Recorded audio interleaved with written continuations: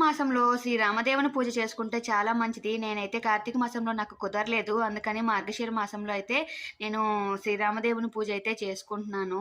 So, రామదేవుని పూజకైతే ఎక్కువ items ఏమి మనకు అవసరం లేదు. రవ్వ లడ్డూలు ఒక 5 ఆదివారాలు, 5 గురువారాలు చేసుకుంటే చాలా మంచిది. తాంబూలం పెట్టుకొని, ఇంకా రాముల వారి పట్టాభిషేకం, ఇంకా ఒక ఫోటో ఉంటే చాలు. నాగంబొట్టు కాశీ ప్రయాణం బుక్ అయితే లేదు. నేను గూగుల్‌లో డౌన్‌లోడ్ చేసి అయితే కథ చదువుకుంటున్నాను. నిన్నైతే నేను వెంకటేశ్వర స్వామికి ఏడు శనివారాల వ్రతం లాస్ట్ వారం అయితే చేశాను. సో, అందులో వెంకటేశ్వర స్వామికి అయితే యాలకుల దండ అయితే వేశాను. 27 యాలకులతో దండ అయితే వేశాను వెంకటేశ్వర స్వామికి, లక్ష్మీదేవికి. ఇంకా వచ్చేసి శ్రీరామ వారికి పట్టాభిషేకం చిన్న విగ్రహం ఉంది. ఆ విగ్రహానికి అయితే పూజ అయితే చేసుకుంటున్నాను. సో, దానికైతే ముత్యాల దండ వేశాను. నాకైతే చాలా బాగా అనిపించింది. కన్నుల విందుగా చూడడానికి ముచ్చటగా ఉంది కదా శ్రీరామ వారు, సీతమ్మ తల్లి, లక్ష్మణుడు, ఆంజనేయ స్వామి చాలా బాగున్నారు. సో, మార్గశిర మాసంలో ఈ పూజ చాలా మంచిది. Thank you very much.